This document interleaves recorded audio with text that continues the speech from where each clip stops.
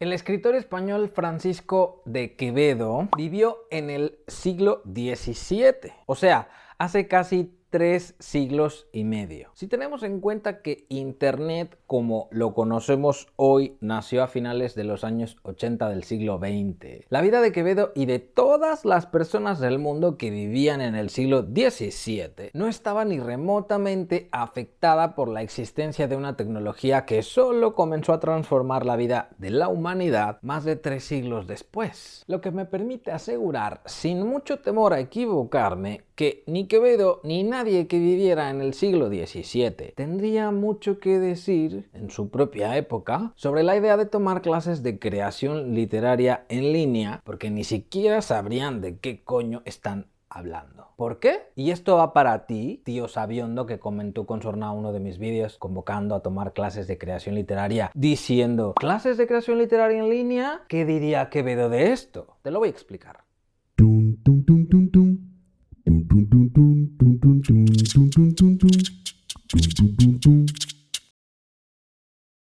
En primer lugar, aunque la escritura como tal existe desde que el ser humano necesitó llevar la cuenta de los granos que cosechaba o de las ovejas que vendía o compraba, y pronto dejó las cuentas para pasarse a la representación de los mitos, la literatura no existe exactamente desde ese mismo instante, porque la literatura ha sido producto de la reflexión del ser humano sobre el ejercicio mismo de escribir, lo que nos lleva a entender que los textos literarios como tales, antes de ser comprendidos por la academia como literatura, eran solo textos que cumplían funciones discursivas y estéticas a capricho del autor. La academia tardó muchísimo en ver a la literatura como una disciplina susceptible de enseñar, como sí hacía con otras disciplinas como la música o la pintura. Para estas otras disciplinas, la academia pronto sistematizó el proceso creativo, centrándose en principios estéticos y discursivos, comprendiéndolas como disciplinas esencialmente comunicativas, lo que le costó mucho hacer también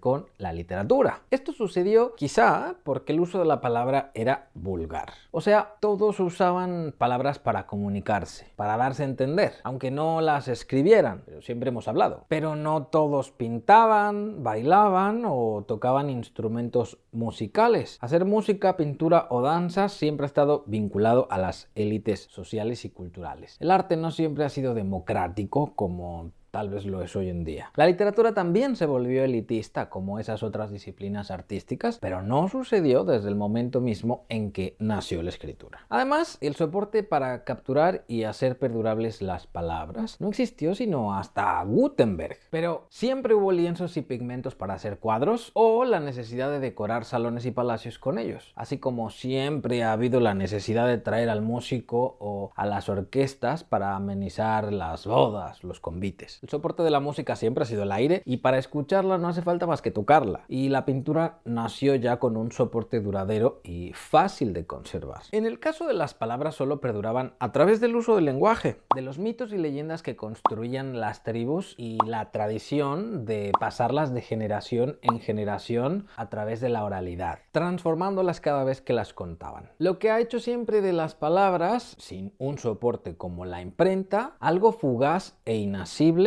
aunque representable e interpretable. Quienes escribían, que eran poquísimos, atesoraban pergaminos delicados y manuscritos que podían fácilmente romperse, mojarse, quemarse y desaparecer. Papeles que costaba mucho reproducir y que en muchos casos existían solo en un ejemplar original. No fue sino hasta la segunda mitad del siglo XX, escucha lo que te digo, 2 siglos y medio después de que Quevedo estuviera vivo, que en Estados Unidos empezó a sistematizar el método creativo de la literatura para empezar a crear programas de enseñanza, lo que dio origen a las clases de creación literaria que conocemos hoy en día. La enseñanza de la creación literaria es bastante nueva en términos de historia. Hasta antes de los años 50 y 60 del siglo pasado, quienes querían dedicarse a la escritura eran básicamente autodidactas o discípulos de autores consagrados. Razón de más para que el oficio del escritor haya tenido tiempo para mitificarse y rodearse de una aura romántica completamente absurda, pero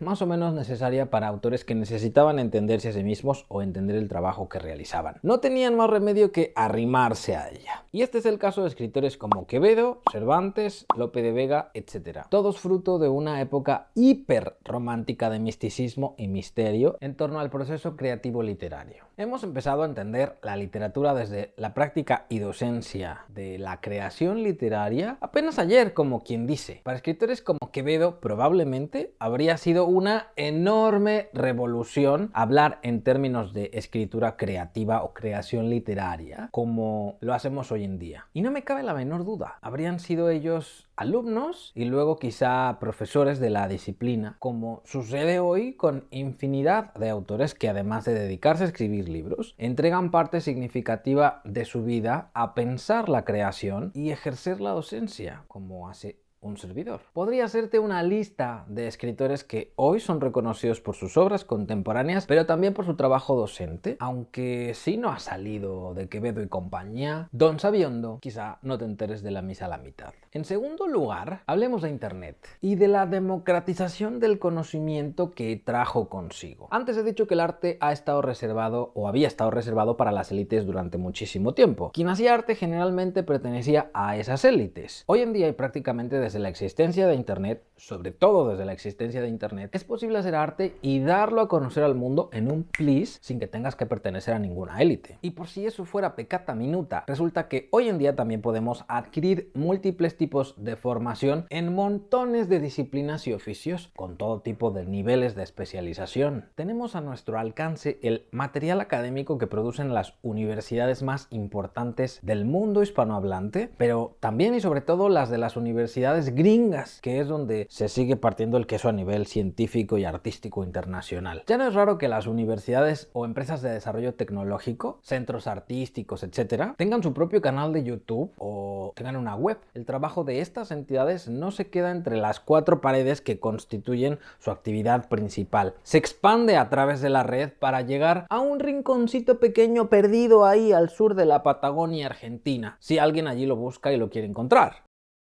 Eso, querido Sabiondo, es magia. Es una forma de manejar la información inédita en la historia de la humanidad y lo hacemos ya con tanta naturalidad como si no fuera una puta maravilla. Porque llevamos más de una década acostumbrados a resolver cualquier incógnita con el simple acto de tumbar unas cuantas teclas en el buscador de Google o de YouTube. Hasta te ha brindado la posibilidad de escribir un comentario pedestre que pretende cuestionar mi capacidad docente. Fíjate tú por dónde. Sin ir más lejos, cuando yo estudié en México la carrera en comunicación social, tuve una clase de edición y postproducción audiovisual que duró unos meses, cuyo ritmo era cuestionable y cuyos aprendizajes fueron resbaladizos por la didáctica empleada. Nos reuníamos en un aula moderna, equipada con muchos y buenos ordenadores, para aprender a manejar un software complejo de edición de vídeos. El resultado de eso fue que nunca tocáramos realmente el software a través del ordenador, porque nuestra atención estaba siempre fija en el proyector de la pantalla del ordenador del profesor, que sí sabía manejar el programa y pretendía enseñarnos. Y nosotros, en lugar de usar el programa, tomábamos notas para no olvidar lo que nos estaba diciendo el profesor.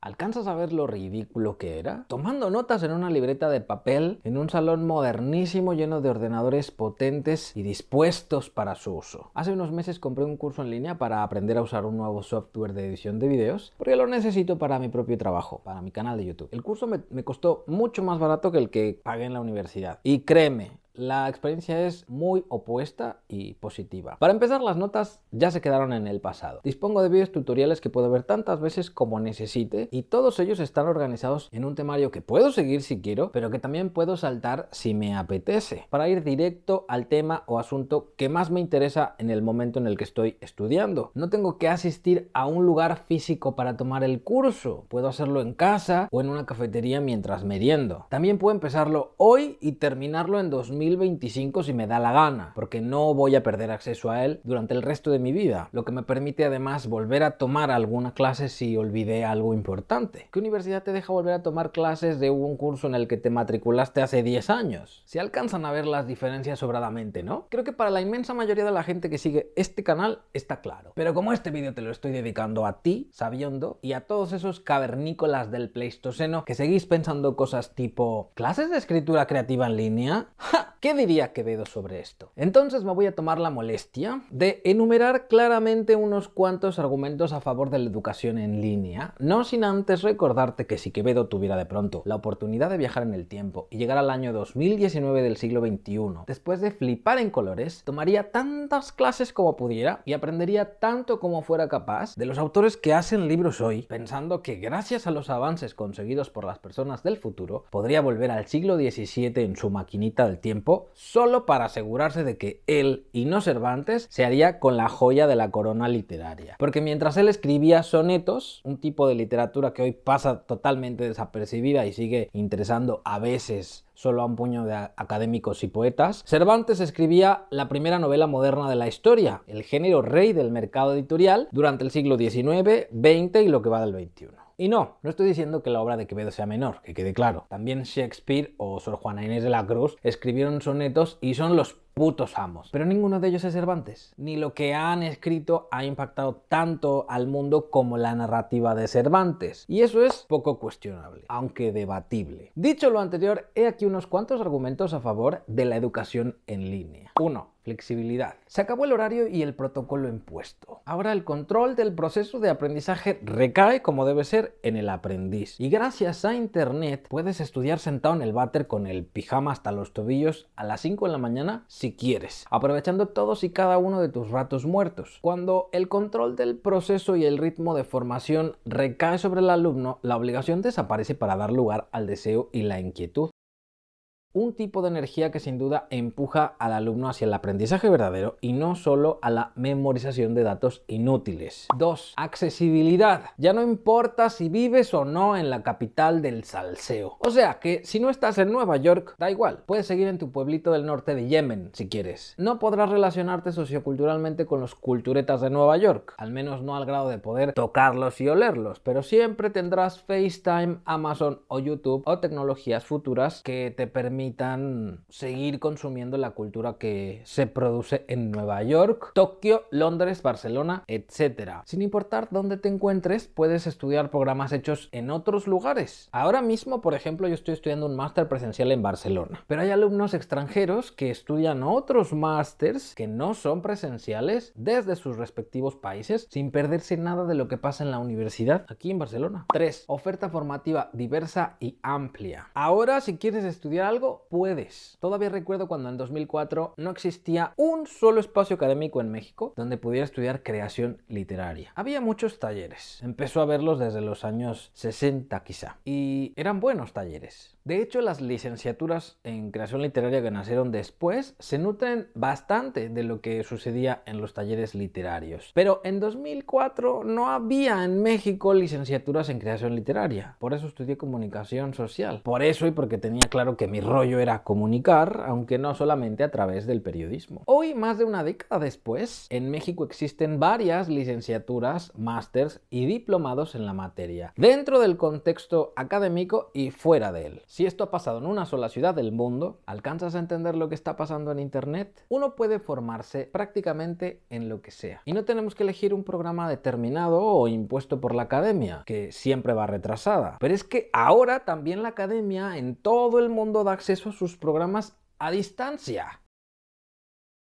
4. Especialización del área de estudio. Además de la diversidad en la oferta, hay un grado de especialización brutal. Podemos encontrar cursos para aprender a utilizar un solo plugin de WordPress, por ejemplo. Ahora no hay solo cursos generalistas para aprender a hacer páginas web. Hay cursos para aprender a usar uno solo de los microsoftwares que una empresa desarrolló para dar solución a un solo problema específico de la creación de páginas web, lo que resulta súper útil. Hablo de páginas web por hablar de algo, pero el nivel de especialización se aplica a cualquier disciplina o actividad. Si quieres aprender a programar, por ejemplo, hay cientos de aplicaciones que te enseñan a hacerlo. 5. Confort y confianza en el entorno de estudio. Cuando puedes aprender a tu ritmo, a la hora que más te guste o puedas, y en el contexto que necesites o desees, lo que pasa es que te sientes súper a gusto. Difícilmente algo te perturbará porque tú has tomado las decisiones más adecuadas para llevarte a la formación. Cuando te sientes cómodo y a gusto, también te sientes más seguro de ti mismo y de tu capacidad para retener y comprender ideas. No tienes que competir con nadie mientras aprendes. Y siempre puedes ir a buscar retroalimentación información cuando estés listo. 6. Ahorro. El costo de los estudios a distancia es menor. Los extranjeros que estudian ahora másters en la misma universidad en la que estoy estudiando en Barcelona no están pagando alquiler, desplazamiento ni manutención, solo han pagado por sus estudios. Todo esto tiene como consecuencia que ahorras. 7. Aprendizaje del entorno tecnológico. Cuando estudias en línea, estás obligado a dominar el lenguaje de los ordenadores, lo que te vuelve una persona conectada no solo a la red, sino al tiempo en el que vivimos. Es fácil pensar que las personas analógicas, que insisten en mantenerse alejadas de Internet y los entornos digitales, serán los nuevos analfabetos del siglo XXI.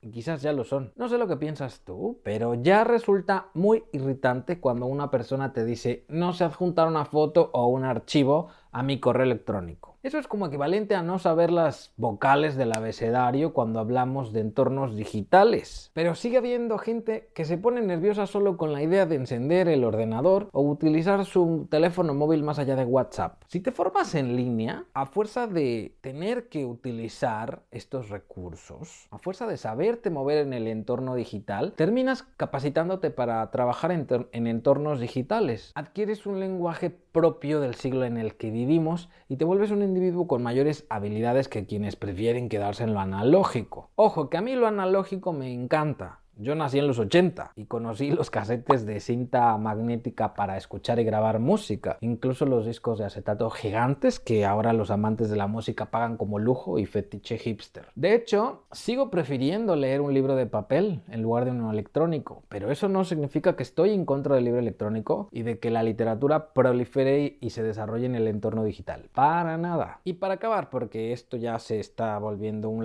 muy largo reclamo. 8. Personalización de la enseñanza. Tomar clases en línea permite a los alumnos obtener una guía a su medida. Mis clases de creación literaria en línea, por ejemplo, son la típica clase particular en la que tienes a tu disposición un coach literario completamente enfocado a tus intereses, nivel formativo, dificultades y anhelos. Procuro ayudar a convertir sus carencias en virtudes, lo que a veces es muy difícil hacer cuando trabajas con grupos, porque en un grupo tienes que pensar en el bienestar general y no en el de un solo alumno. Con la educación en línea puedes incluso formarte en tu propio idioma con un programa que fue creado en un idioma diferente al tuyo. La personalización de la enseñanza es algo que está afianzándose y ganando terreno, sobre todo a través de Internet, porque sobre todo en las universidades o diversos espacios de formación tradicional, la atención se reparte siempre, mientras que en el Internet no tiene por qué ser así siempre. Tienes la opción de elegir un tipo de educación personalizada que se ajuste a todo tipo de necesidades personales. Vamos, en resumen, la educación en línea es toda una revolución pedagógica que construye un paradigma nuevo. Un paradigma que se escapó por completo de la visión que Quevedo